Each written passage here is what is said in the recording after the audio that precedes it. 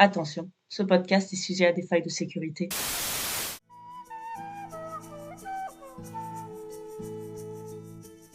Ce chapitre commence comme une blague car Bella et Edward sont dans une voiture. En vrai, si Bella était un croque-monsieur, je sais pas si j'ai... Ouais, tout ce côté BDSM du coup que j'ai pas du tout noté, mais c'est vrai que maintenant que vous en parlez... Puis son consentement, pourquoi en fait? Pour qu'il la bute. Franchement, Bella, c'est un bébé et lui, c'est un connard. Il est horrible. Il est infect, Il est j'ai horrible. envie de vomir. Je suis trop innocent. Il n'y a pas de scène de cul dans Twilight.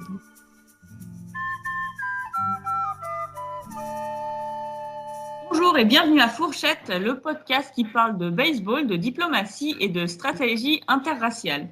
C'est de pire en pire. C'est ça. Alors, on avait quitté du coup Bella et les Cullen quand les vampires arrivaient. Donc voilà, ils arrivent dans le champ où ils jouaient au baseball. Il y a 2 hommes et une femme. Et selon la description, le mec me fait penser à Massimo de 365 jours. Enfin, un des mecs. T'as pas trouvé? Laurent ou James? Je crois que c'est Laurent. Attends, parce que je vais te lire. Le leader était de loin le plus beau, avec sa peau couleur olive, sous l'habituelle pâleur de sa race et ses cheveux d'un noir de jais. De taille moyenne et bien sûr très musclé, il ne pesait cependant rien comparé à l'impressionnant Emmett. C'est vrai Teint que... olive, cheveux noirs de jais, musclé, leader.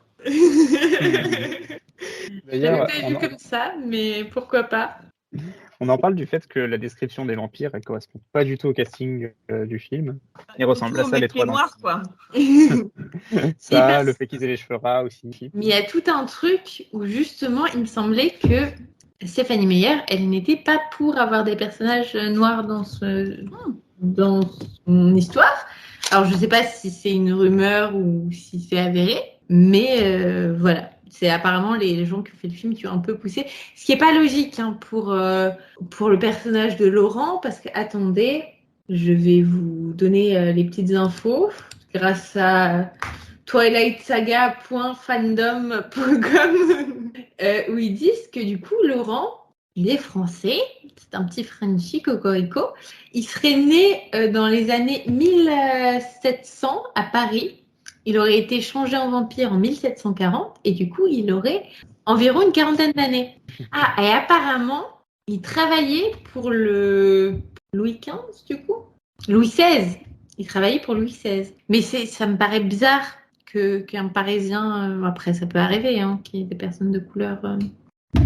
Combien t'as dit? Parce que... 1700. De toute façon, c'est une fiction, donc on s'en branle, tu vois. Oui, c'est vrai. Regardez le pourcentage de noirs dans l'État de Washington. Bon, il vient pas de l'État de Washington, mais c'est juste pour... Donc, dans l'État de Washington, en 2020, il y avait 4% de la population qui était noire. Je pense que du coup, Stéphanie Meyer s'est imaginé qu'il y avait vraiment très peu de noirs, et c'est pour ça qu'elle n'a pas pris la peine d'en mettre dans son bouquin. Mais ça, c'est vraiment faire l'avocat du diable, à mon avis. C'est juste qu'elle est un peu raciste. Oui, non, mais après, pourquoi Laurent, quoi? Parce que je suis dans sa biographie. Apparemment, du coup, il est né dans les années 1700 à Paris et il est né dans une famille aristocratique. Je ne suis pas historienne. Je ne sais pas s'il y avait des familles aristocratiques noires à Paris sous Louis XVI. Je pense pas. Voilà, ça m'étonnerait. Non, mais je pense que... déjà, je pense que pour le film, c'est tellement un personnage tertiaire qu'il s'en branle. Et en fait, je pense que... je me demande s'il n'y a pas des quotas aux États-Unis quand tu fais un film qu'il faut quand même qu'il y ait quelques personnages noirs, tu vois. Je sais pas. Ouais, et d'ailleurs, dans le film, Eric, il est d'origine asiatique, alors que je crois pas qu'il le soit dans le livre. C'est vrai. Mais à la limite, tu vois, même Eric, il aurait pu être noir, ça aurait pas été problématique. Ça aurait bien changé. Je pense que là, la backstory de Laurent, elle est un peu tombée à l'eau, mais après, c'est pas non plus... c'est pas comme s'il avait un grand arc narratif dans le film. C'est sûr. Mais moi, j'ai trouvé intéressant qu'on ait enfin un vampire qui a été transformé et qui n'était pas tout juste sorti de l'adolescence. Parce que, alors, de ce que j'ai compris, Victoria, elle a été transformée à 18 ans, James à 25 ans. Mais du coup, je me demande, parmi les vampires, est-ce que c'est normal d'être transformé très jeune? Est-ce que, parce qu'on sait, on va apprendre plus tard que c'est interdit de transformer les enfants. Je crois que le plus jeune où tu peux être transformé, ça doit être 15 ans à peu près. Peut-être 14, 13 si on peut. Mais du coup, est-ce qu'il y a des vampires qui sont transformés, par exemple, qui ont la cinquantaine, la soixantaine, voire même 80, 90 ans? Et est-ce que c'est pas viable? Est-ce que tu as plus de chances de t'en sortir en tant que vampire si tu as été transformé très jeune? Et du coup, c'est pour ça que la plupart des vampires ont été transformés très jeunes? Je sais pas, demande à Pharrell Williams. Parce qu'il a pas l'air de vieillir. Non. Non, bah tu sais, si ça date, bah peut-être qu'ils étaient juste dans... Je pense que c'est juste parce que c'est une histoire pour ados et que du coup les gens qui sont intéressants sont jeunes. Parce que quand on est ado, avoir 40 ans, c'est déjà être vieux. Oui. Mais voilà, du coup, je trouvais juste ça un peu surprenant. Mais pourquoi pas, hein? Donc voilà, donc ils s'appellent Laurent, Victoria et James. Ils discutent en mode normal, mais en fait tout le monde est tendu. Et les Cullen les invitent à prendre le thé. Oui, c'est ça. En gros, c'est ça qui se passe. Hein. Sauf que quand ils commencent à partir, il y a une bourrasque de vent et James sent la fraise dans les cheveux de Bella. Pour une fois que ses cheveux s'ébouriffent tout seul et que c'est pas Edward qui le fait. C'est ça. Enfin, Edward lui a dit de les détacher, donc. Donc c'est un peu sa faute, ouais. Et je me suis fait la réflexion aussi que quand même les Cullen, ils se mettent bien par rapport à d'autres clans de vampires. Parce qu'ils ont quelqu'un qui lit les pensées, quelqu'un qui voit l'avenir, en sachant que celui qui lit dans les pensées, il saura quand l'autre a vu l'avenir, elle a même pas besoin de lui dire. Et quelqu'un qui maîtrise les émotions des autres, plus un vampire qui est plus fort que la normale, pour les vampires. Donc en vrai, ils s'en sortent bien, quoi. Oui, et en plus, ils ont en plus le pouvoir de l'amour, donc. Non, c'est pas son pouvoir. Ben, les maternelles, quoi. Oui, le pouvoir de l'amour, qui, on le sait, règle tout. Bref, Edward gronde et Bella a peur, mais je suis sûre que c'est censé être un passage ultra sexy. Tu sais, genre le mec qui est prêt à te défendre, etc., tu vois. Ouais, ça fait un peu qui défend son petit-déj, là, mais son goûter. Comment il l'appelle, casse-croûte? Casse-croûte. Laurent, donc Massimo, dit qu'ils ne toucheront pas à Bella, même si c'est une humaine. Bella a enfin peur, mais je trouve que Stéphanie décrit mieux le désir charnel que la peur. C'est vrai.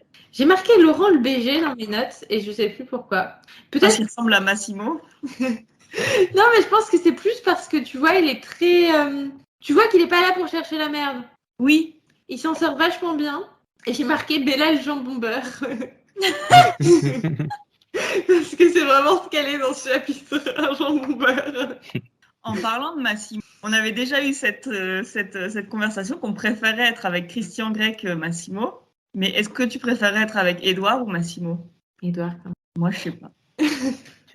Ah, quoique, t'as raison. Moi, je sais vraiment pas. Non, mais Edouard, au moins, il a une famille qui a des valeurs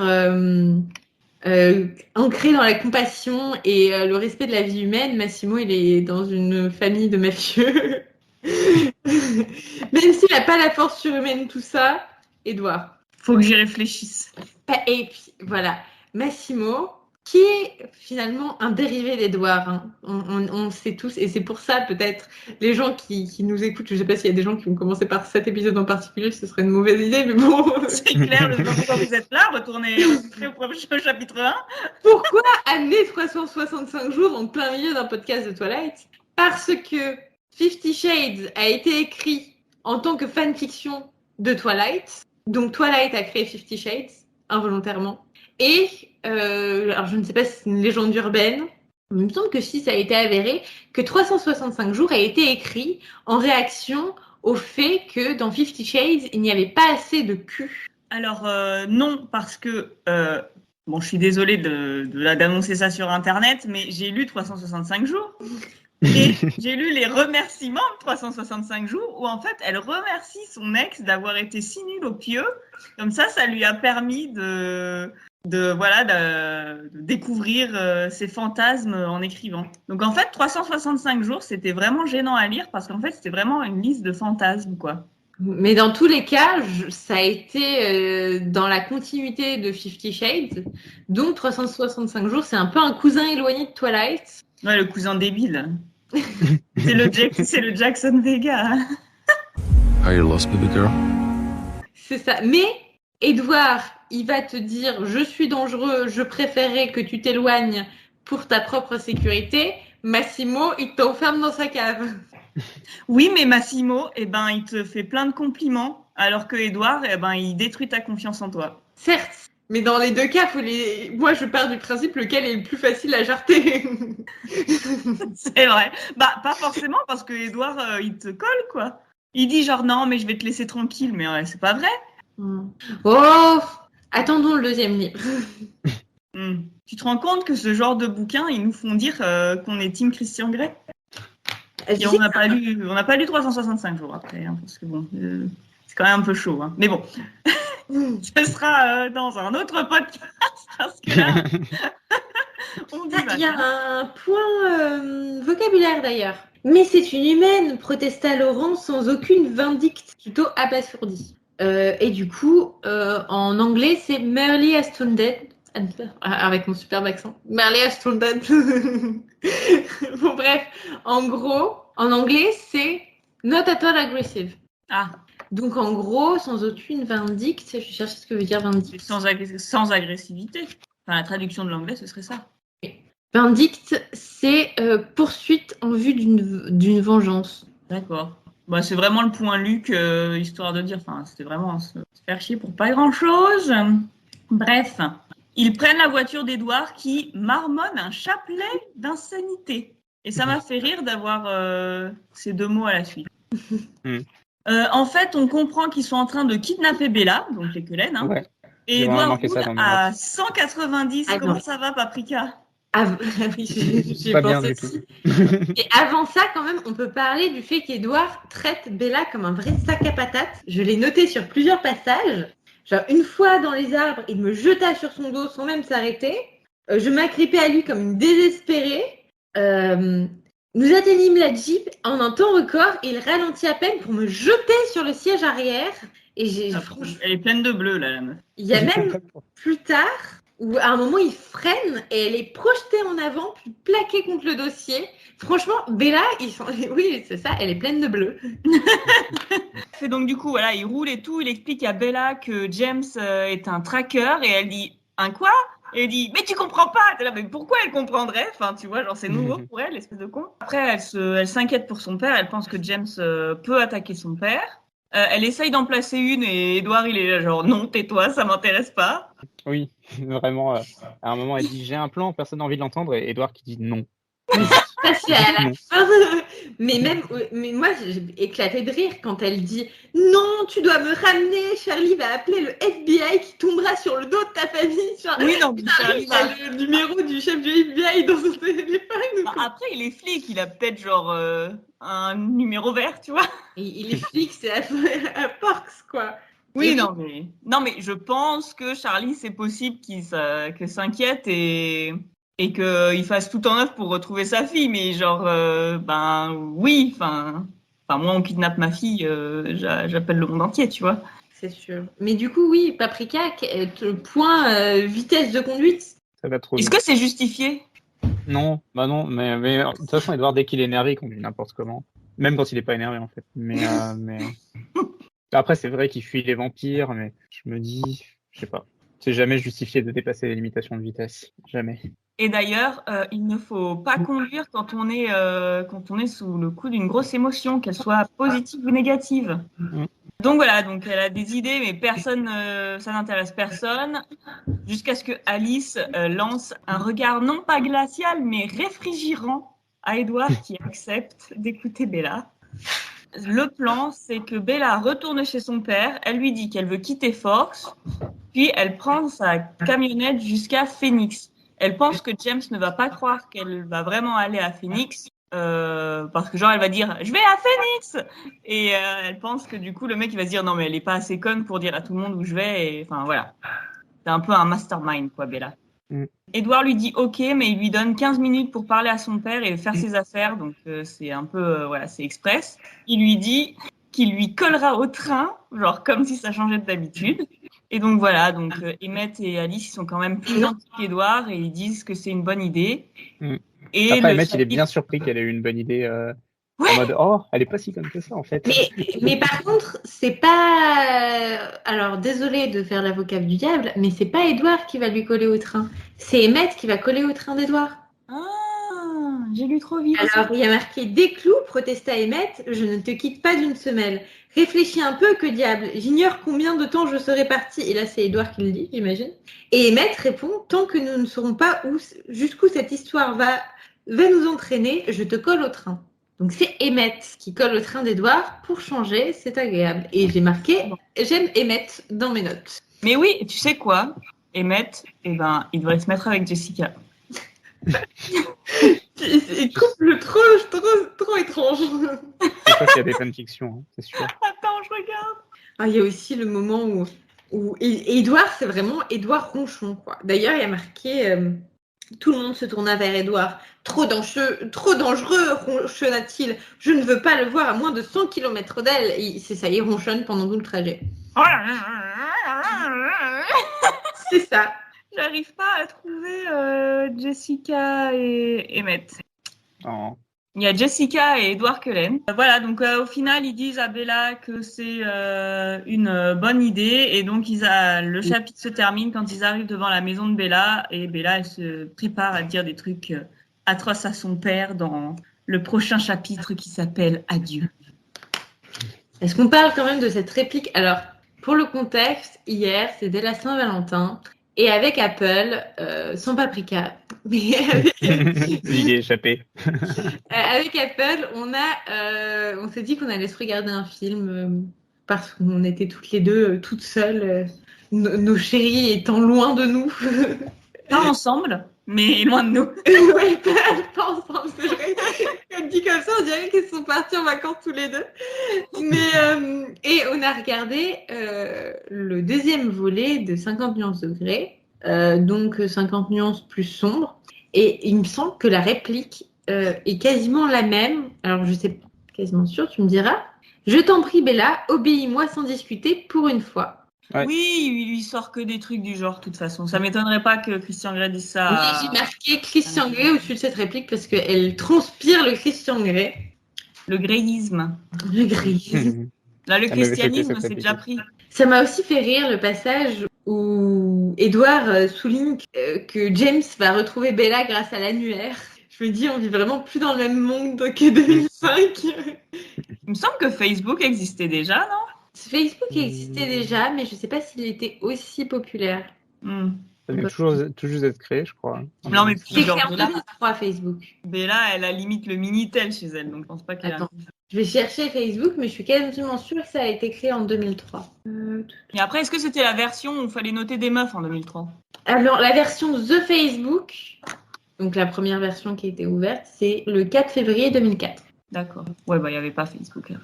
Il y avait peut-être MySpace. Voilà. Est-ce que vous avez autre chose à ajouter sur ce chapitre? Oui, le fait que Emmett fait des compliments à Bella. Enfin, c'est des compliments, mais genre, il dit, elle est diabolique dans le sens, c'est vrai que c'est pas du tout un compliment, mais dans le sens, il complimente le plan que Bella a, alors qu'Edward ne le fait pas du tout. Ouais. Donc, Tim Emmett, encore une fois. Après, bon, il est quand même en mode je m'attendais pas à ce qu'elle soit aussi intelligente. Il la prend quand même un petit peu de haut au début, je trouve. Oui, mais c'est pas le même de haut que Edward, tu vois. Il est genre agréablement surpris. Il est pas genre. Enfin, tu vois ce que je veux dire? Genre, il En tout cas, l'encourage. Bella, ça l'offense. Hein. Elle le dit à chaque fois qu'il dit ce genre de truc. Genre, ce n'est pas une si mauvaise idée, Norman Emmett, dont l'ébahissement m'offensa. Donc, elle le prend quand même un peu mal. Elle le prend mal parce que c'est Emmett, alors que quand c'est Edward, elle est pas moins. Lâche les pieds. Exactement, elle lâche les pieds. Et alors que Emmett, tu vois, j'ai l'impression, il s'attend à ce qu'elle soit pas spécialement maligne, mais comme une ado de 17 ans en fait. Emmett, en plus, il a été transformé à 20 ans. Et en fait, je le vois plus en mode, bon, c'est une ado de 17 ans, elle est humaine, elle connaît pas grand-chose des vampires, c'est sans doute pas elle qui va avoir le meilleur plan. Et puis, il s'imagine bien que Edward, il a pas des critères super poussés. Bah, tu sais, quand il te dit, j'ai rencontré quelqu'un, elle sent super bon, je suis amoureux. Bah oui, franchement. D'accord. Et puis, il faut se dire autre chose. Emmett, il connaît de Bella que ce que Edward lui a dit. Donc, Ah c'est ouais, donc vu exactement qu'Edouard. La thèse, en fait. Ouais, je connais une meuf, elle se sent super bon et je peux pas entendre ses pensées. Donc, le fait qu'il soit étonné qu'elle ait des bonnes idées, moi, ça me choque beaucoup moins que le fait qu'Edouard soit étonné que Bella ait de bonnes idées. Et il y a aussi une phrase que j'ai soulignée à la fin, que je trouve, c'est que Edouard, connard jusqu'au bout, il dit « Bella », me dit Edouard d'une voix très douce. Alice et Emmett regardèrent par la fenêtre, mais même eux, ils sont gênés. « Si jamais il t'arrive quoi que ce soit, je te tiendrai pour personnellement responsable. Compris ?» C'est Bella qui dit ça à Edouard? Non, c'est Edouard qui dit ça à Bella. S'il arrive quoi que ce soit, il est en train de dire, Bella, s'il t'arrive quoi que ce soit, je t'en voudrais. C'est pas ce que j'ai lu. Vous voyez qu'il allait s'en Si, vouloir à il me semble que lui-même. c'est ce qu'il dit. Mais t'as lu quel chapitre? J'étais pressée. C'est sur la dernière page. Mais, ah ouais. C'est un connard, on est d'accord. Ah, mais quel enfoiré. Mais choqué. Mais je suis... Bah tu vois, Massimo, il dirait jamais ça. Quoi que si, en fait. Ce serait justifié parce que Laura, elle fait que de la merde. Enfin, elle cherche la merde, quoi. Mais là, elle cherche moins la merde. Mais arrêtons de parler trop. Non, mais surtout que, genre, elle a juste signé pour les regarder jouer au baseball. Donc déjà, elle a signé pour passer une mauvaise soirée juste pour lui faire plaisir, en gros. Elle se retrouve traquée et c'est encore de sa faute, tu sais. Alors que Edouard, il est là, genre, non, mais je vais sauver Bella, j'en ai rien à foutre si son père meurt. Je pense, il est pas amoureux de Bella. Il est pas amoureux de Bella. Quand t'es amoureux de quelqu'un, t'as pas envie qu'il ait de la peine, tu vois. Donc tu penses aussi à ses parents. Claire. Mais, et puis, j'ai trouvé que ça allait super vite. Parce que dans mes souvenirs, il y avait plus de temps qui se passait entre le moment où elle rencontre les Cullen et le moment où elle est vraiment en danger. J'aurais préféré, dans la chronologie narrative, qu'elle soit peu à peu intégrée au monde des vampires. Et au moment où elle commence à s'y sentir bien, bon, c'est un peu ce qui s'est passé, mais sur 2 jours, quoi. Donc, au moment où elle s'y sentit bien, là, il y a un danger. Alors que là, le danger, il arrive dès sa première sortie. Non, mais c'est ça, on la suit limite en classe verte, tu sais, et on fait même pas la connaissance des Cullen. Non, c'est vrai que le rythme du bouquin est très particulier. Ça met beaucoup de temps à démarrer, puis aux 2 tiers du livre, là, ça explose et tout commence hyper rapidement. Et ah oui, il y a un point à la fin, parce que on souligne dans un des derniers paragraphes que Alice est petite, ce à quoi la charmante petite Alice répondit en retroussant ses lèvres dans un rictus horrible. En gros, elle se fout de la gueule d'Edouard. Enfin, elle est en train de lui dire me cherche pas la merde parce que on me dit pas quoi faire. Alice, la beste. Du coup, je me suis dit, on dit souvent qu'Alice est petite. Quelle taille fait-elle? À votre avis, quelle taille fait-elle? Elle est plus petite que Bella ? 1m59. 1m59. 62. 62. Elle fait 1m47. Ah ouais, Ah ouais, c'est petit, ouais. Ouais, pour le coup, c'est vraiment petit. C'est pas Shakira qui fait 1m54 aussi? Attends, taille Shakira. Mais entre 54 et 47, il y a encore une bonne différence. Hein. Ouais, elle fait 1m57, Shakira. Mais attends, mais c'est un lutin, en fait, Alice. Surtout que Jasper, il fait 1m90.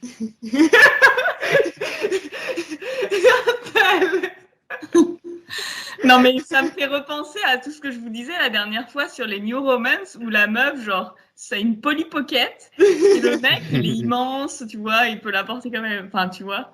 Sauf que là, quand même, sauf qu'Alice, elle a pas le truc d'une Polly Pocket. Alice, je la vois plus forte que Jasper. Oui, limite. Parce qu'elle est souple, en fait. Elle est, comment dire, elle a de la technique, elle a pas juste elle a pas que de la force. Ouais. Mais oui, c'est un lutin, exactement. Alors, je vais quand même vérifier. Ils disent que oui, dans les livres, elle fait 1m47 et dans les films, elle fait 1m65. Mais en gros, ils donnent la taille de l'actrice. Oui. Et de toute façon, on est dans les livres. Bon, alors comme ce chapitre est assez court, bah, je vous ai fait un quiz. Attendez, j'ai une question essentielle qui vient de popper, il faut que je la dise. Si on te transforme en vampire et que tu as eu un retard de croissance, est-ce que ça t'enlève ton retard de croissance? Bah apparemment pas, vu qu'elle a 19 ans et 1m47, donc. Ok, t'as répondu à ma question. Le quiz. Alors, le quiz. Alors, j'ai trouvé... bon, j'ai tout traduit, donc si ça sonne un petit peu bizarrement, voilà. En fait, j'ai pris des critiques de Twilight et il faut deviner si c'est Robert Pattinson qui les a dit ou d'autres gens sur Internet. J'adore. C'est vrai qu'il est très critique, Robert Pattinson. Il a le droit. Mais j'ai regardé le film avec ses commentaires dessus, c'est super drôle. En vrai. Alors, première... j'en ai 10 plus un bonus. Alors, première question. Il y a plein de trucs qui ne vont pas dans Twilight. Genre, pourquoi ils vont toujours au lycée? Genre, jusqu'à la terminale, ils ont 100 ans. C'est Robert Pattinson. C'est possible que ce soit lui. Phrase 2. Édouard n'arrête pas de dire à Bella « Je n'ai jamais autant voulu goûter au sang humain de toute ma vie. » Et Bella lui dit juste « Je te fais confiance. » Mais meuf, non bordel, c'est un putain de red flag, le mec veut te bouffer et toi tu es à fond. Ce n'est pas le moment d'avoir le fantasme de devenir un Capri-Sun humain. Ah, je sais pas. D'ailleurs, en fait, t'as pas dit la réponse pour la précédente. Si, j'ai dit que c'était Robert Pattinson. Ah, j'ai pas entendu. Capri-Sun, ça vient d'où? Mais Capri-Sun, t'as jamais bu de Capri-Sun? Non. En fait, comment dire? C'est un jus de fruits qui est dans un jus de fruits, en fait tu plantes une paille et tu aspires. Attends, on va t'envoyer une petite photo. Ah, c'est les petites briques? Si. Oui, c'est une brique de... Bah, c'est le même principe. Hein. Oui, c'est le même principe, mais c'est plus... L'image du Capri-Sun est plus marquante. Ça me dit vaguement quelque chose. Tu vois, ça fait une petite pochette. Ouais, si, j'ai vu passer ça. Ouais, donc c'est pas un truc typiquement américain, donc ça pourrait être n'importe qui. Je dirais que c'est le fandom qui dit ça. Que c'est qui? Que c'est pas Robert Pattinson, c'est d'autres gens. Moi, je dis Robert Pattinson. C'est le fandom. Troisième. Édouard te dit qu'il connaît un coin et te fait marcher pendant des kilomètres, tout ça pour te montrer une petite clairière qui est son coin préféré pour pleurer. Fandom. Ouais, fandom aussi. C'est le fandom. Numéro 4. Certes, donc en parlant du bouquin. Certaines choses sont tellement précises que je suis convaincue que cette femme est folle. Genre, elle est vraiment folle, elle est amoureuse de sa propre création. Robert. En vrai, c'est violent si c'est lui. C'est vraiment lui. C'est vraiment lui. C'est vraiment lui. Ah, c'est chaud. Genre, le mec, il se permet de dire des trucs, genre en mode rien à battre, tu sais. Nature peinture. Numéro 5. J'arrête pas de penser au fait que Jasper était un soldat sudiste pendant la guerre de sécession et que tout le monde s'en fout. Fandom. Ouais. C'est fandom. 6. Edward Cullen avait 100 ans pour commencer une thérapie et pourtant... En vrai, ça pourrait être Pattinson qui a dit ça. Ah, non, moi je pense fandom. C'est le fandom. Numéro 7. Mais ça, c'est... En fait, j'ai trouvé ça trop marrant parce que il dit exactement la même chose. Genre, ils ont exactement le même niveau de savagerie. C'est pas un mot qui existe en français en parlant de Twilight. J'aime beaucoup. Donc, numéro 7. Il y a toujours un mec bizarre comme Edward qui attire plein de meufs pour une raison inconnue. Mais si Edward n'était pas un personnage fictif et que tu le rencontrais dans la vraie vie, il serait sûrement un tueur à la hache ou un truc du genre. Je vais dire Robert. Non, en vrai, c'est hardcore, mais... Robert. Oui, c'est Robert. Il est zéro chill. Mesdames, si jamais vous manquez de confiance en vous, rappelez-vous que Bella avait autant de personnalité qu'une bouteille d'eau minérale et elle avait quand même 2 mecs qui se battaient pour elle. Donc si c'est pas votre cas, vous devez vraiment craindre. C'est le fandom, c'est pas possible. Oui. Parle pas à tes fans comme ça. Tu les as trouvés où du coup? Sur Internet. Ok. Quand j'avais 7 ans, j'avais le béguin pour une fille de ma classe et comme je ne savais pas comment l'aborder, je lui ai écrit une note qui disait juste « Barre-toi de mon école ». Oh, si c'est Robert, c'est hilarant. Mais si c'est quelqu'un d'autre, c'est hilarant aussi. Hein. Bah, je pense que c'est lui, j'imagine. Je vois pas dans quel contexte un fan dirait ça. Enfin, Je vais dire Robert. Non, c'est un fan. Ah bon? En parlant de genre, il disait genre, genre il est trop bizarre, Edouard, et du coup il disait oui, enfin bon, moi j'étais pas beaucoup mieux. La 10e, c'est tellement 2010 de chier sur Twilight. Un fan. Ah, je dirais Robert pour le coup. C'est Robert qui l'a dit à la sortie de Batman. Il a bien raison. Et donc, le petit bonus, en fait j'ai l'impression que ça aurait pu être moi qui a écrit ça. 99% de Twilight, c'est Edward qui gaslight Bella. C'est le fandom. Ah. Voilà. Bon, après, Edward a dit... Robert a dit vraiment beaucoup d'autres choses sur Twilight. Franchement, ce mec est extrêmement drôle. Ouais, j'aime beaucoup la version du film avec son commentaire. La scène où on le voit qui se met au soleil et qui brille, il lâche un petit commentaire en mode « Oh là, ils auraient pu cacher mes poils en post-prod », ce genre de truc, ça me fait mourir de rire. Et il y a même un moment, une phrase que j'ai trouvée, alors je sais pas à quel moment, sinon j'aurais mise, mais en gros, il a dit bah tu vois, c'est à ce moment-là où c'est devenu trop pour moi et j'ai dû partir. Et du coup, la réalisatrice, elle lui a dit « Ah, c'est là, du coup, que t'es sorti du ciné ?» Et genre, le mec, en fait, il était tellement gêné que pendant la première de Twilight, il s'est barré. Mon Dieu. Mais en même temps, je comprends. Surtout que tu vas être entouré de tellement de fans. Parce que le livre avait déjà une bonne base de fans, quoi. Je sais pas. Mais ouais, écoute, je sais pas comment ça se passe vraiment les premières avec les acteurs, machin et tout. Je sais pas s'il y a tant de fans que ça. Il doit y avoir pas mal d'autres gens du monde du cinéma. Il doit y avoir leurs proches. Il doit y avoir toute la presse. Oui, mais il doit y avoir des fans dans le lot. Oui, bien sûr, mais je suis pas sûre qu'il y en ait tant que ça, tu vois. C'était très populaire, Twilight. Oui, mais ce que je veux dire, il y a pas tant de monde que ça qui peuvent rentrer dans une salle de ciné, tu vois. Une fois que t'as mis les acteurs, le réalisateur, leurs potes. Oui, mais ce que je veux dire, c'est que parmi la presse, tout ça, il devait y avoir des fans. Ah. Tu peux être journaliste et fan de Twilight. Non. Donc voilà, c'était mon petit test, mon petit quiz. Vous avez réussi haut la main. Pas toujours facilement. Hein. Il y a des fois, c'était difficile de deviner qui a dit quoi. Ils sont vachement proches, Robert Pattinson et le fandom. Oui. Ah, moi, je trouve quand même, on sent le sel de Robert Pattinson. Lui, c'était pas un fan de Twilight pour le coup. Pas du tout. Du coup, qu'est-ce que vous avez pensé de ce chapitre? J'ai pas supporté Edward dans ce chapitre. Non, il était était affreux. Il est insupportable. En plus, maintenant que tu as conscience de la dernière phrase qui sort à Bella, mais c'est terrible. Il est horrible. Genre, c'est de la violence psychologique, en fait. Mm. Genre, la meuf, elle a peur pour sa vie, tu sais, genre. Et elle a Essaye peur de pour la la rassurer un son petit père. peu. Oui, ton frère et sa sœur, ils ont genre j'ai pas envie d'être avec lui. Mm. Je me dissocie de tout ce qu'il dit. Mais bon, heureusement qu'Edouard n'est pas seul. Heureusement qu'Edouard a une famille. Si Edouard était juste un vampire solitaire, ça aurait été terrible pour Bella, j'en suis persuadée. Oui. Bah, il se serait tourné en Massimo. Il dit, bah, je te kidnappe, je te fais rien, dans 1 an, t'es amoureuse de moi. Bah voilà, Massimo, il n'était pas assez entouré par sa famille. Qui s'aime un peu trop, on sait pas. Hein. Oh, arrêtons de parler de ce film. Ça me donne vraiment très envie de le voir. T'es pas prêt? Oh, non, Paprika. Ce sera pas ta cam. Ouais, c'est pas ta cam. En vrai, avec beaucoup de recul, peut-être. En vrai, si tu veux, on s'organise une soirée film. Hein. Moi, j'adore le regarder au 60e degré. D'accord, mais moi, je veux être là pour les réactions en live. L'émomètre. Donc, l'émomètre de ce chapitre, je pense qu'il est assez fort dans. Je pense Ouais, qu'il rien est 8. Ouais, rien que pour Edouard, moi je mettrais même 9, tu vois. Moi, j'avais mis à 2. Ah ouais? Je sais pas pourquoi. Parce qu'il est vénère, tu vois. De mourir, il te faut quoi de ça? Oui, mais parce que c'est justement, je trouve pas qu'ils surréagissent. Après, c'est peut-être. Enfin, moi, je l'ai interprété émo, entre guillemets, comme elle en fait 3 tonnes alors qu'il se passe pas grand-chose. Alors que là, c'est sérieux, quoi. Non, moi, émo, c'est juste des émotions sombres, intenses, mais elles peuvent être justifiées. Oh, bah, dans ces cas-là, oui. Ça explose.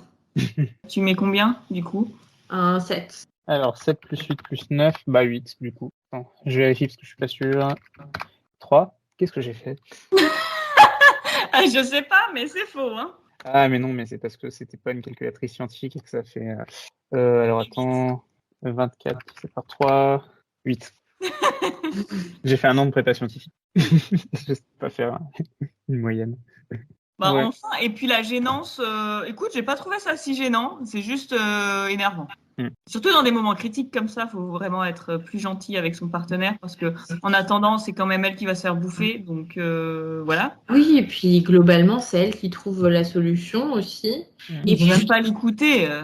Et c'est une bonne chose, elle part avec Alice et Jasper qui sont tellement plus agréables qu'Edouard. Oui, j'ai pas compris pourquoi Edouard il part après. T'as lu le chapitre? En fait, alors le premier plan d'Edouard, c'est de se barrer avec Bella sur l'épaule, de courir vite, la prendre dans la voiture et de partir le plus loin possible. Bella, elle lui dit mauvais bail. Le gars, il veut absolument me bouffer, il peut attendre tout le temps qu'il veut, il risque d'aller s'en prendre à mon père. Ce qu'on va faire, c'est qu'on va lui faire croire que je pars à Phoenix. Et je vais vraiment à Phoenix et il va croire que bref. Le mieux, c'est qu'Edward, il reste à Forks. Comme ça, déjà, Charlie, il verra bien qu'elle n'est pas partie avec Edward. Parce que la crainte, c'est que Charlie, il se dise, ah, elle dit qu'elle est partie avec Phoenix, mais en fait, elle s'est barrée avec son petit copain. Ça brouillera les pistes aussi au niveau de James. Et vaut mieux que Emmett reste également pour que si jamais James il fasse le con, il y ait Emmett pour le stopper. Voilà. Et Emmett, il part pas avec Alice? Ah non, c'est Jasper. Non, c'est Jasper. Ils y vont toutes les deux. En plus, Alice, elle voit le futur, donc c'est le bon bail. Alors, il faut que je retrouve le passage. Oui, et le but aussi, c'est ça. Ils vont essayer de tuer James parce qu'ils savent qu'il faut qu'ils le tuent, sinon il tuera Bella avant. Bon, il y a une autre solution, c'est transformer Bella en vampire, mais bon, ils ne l'envisagent pas. Et ils se disent que ce sera plus simple de tuer James s'il n'y a pas Bella. Et du coup, c'est mieux que Emmett y reste et Edward aussi pour pouvoir tuer James. Attendez. Ouais, j'ai dû louper une page. Plus. Oui, donc Bella, elle commence avec un très mauvais bail. Je crois que je devrais partir seule. Bon, bien sûr, là, c'est là qu'Edward, il lui sort le « Obéis-moi sans discuter pour une fois ». Là, elle lui dit que Charlie n'est pas idiot. Si tu n'es pas en ville demain, il va avoir des soupçons. Et il lui dit « Argument irrecevable », il ronchonne, machin. Le mec, il s'est cru au tribunal. C'est ça. Et Bella, elle lui dit « Et James, il a bien compris tout à l'heure, il devinera que tu es avec moi où que tu ailles. » Donc, si il part avec Edward, James, il va suivre Edward. Enfin, je sais pas pourquoi. Bref. C'est là que justement Emmett me dévisageait avec une stupeur des plus insultantes. Et du coup, là, Edward, il est encore là. Je reste avec elle, machin. Emmett ne devrait pas venir non plus, continuai-je. Il en a mis plein les yeux à ce type. Tu le liquideras plus facilement en étant ici, confirma Alice. Tu veux vraiment que j'abandonne Bella à elle-même, s'écria Edward, incrédule. Quel couillon. Non, mais dis le mec qu'il écoute même pas. Non, mais en fait, moi, je pense vraiment que Edward, il aime pas Bella. Il est juste fasciné par elle. Ça y est, en gros, oui, mais t'as tellement raison. Je peux même rien ajouter parce que tellement c'est vrai. Il est juste fasciné par Bella. Et du coup, Alice, elle lui dit que Jasper et elle seront avec Bella. Et il lui dit non, je reste avec elle. Et elle lui dit une semaine. Donc Bella dit une semaine, quelques jours, histoire de permettre à Charlie de se rendre compte que tu ne m'as pas enlevé et d'entraîner James sur une fausse piste. Assure-toi qu'il a complètement perdu ma trace, puis viens me rejoindre par un chemin détourné, bien sûr. Après, Jasper et Alice pourront rentrer chez vous. En fait, le plan, c'est Jasper et Alice, ils amènent Bella quelque part pour la cacher, le temps qu'ils embrouillent James. Et une fois que James il a perdu la trace, Edward peut revenir voir Bella. Enfin, c'est plutôt une concession, un compromis, parce que Edward, il veut pas la quitter. Il fait un caca nerveux, il veut pas laisser son chiot, en fait. Oui, c'est un peu ça. Bon, je crois qu'on a fait le tour, mais après la suite, ça continue. On va atteindre le pic. Comment ça s'appelle? Paroxysme. Le paroxysme. Apex. Non, attends, il y a d'autres mots. En termes de scénario, il n'y a pas un truc. Point culminant. Ouais, le point. Le climax en anglais. Le climax, c'est ça. Le climax.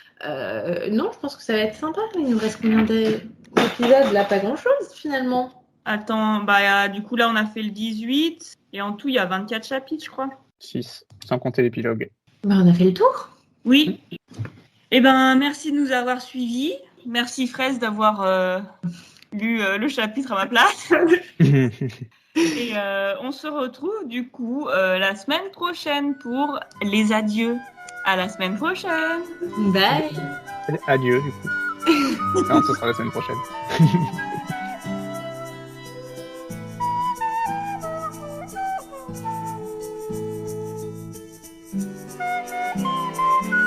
Générique et identité visuelle par Paprika, montage et mixage audio par Apple, gestion des réseaux sociaux par Fraise. N'hésitez pas à nous suivre.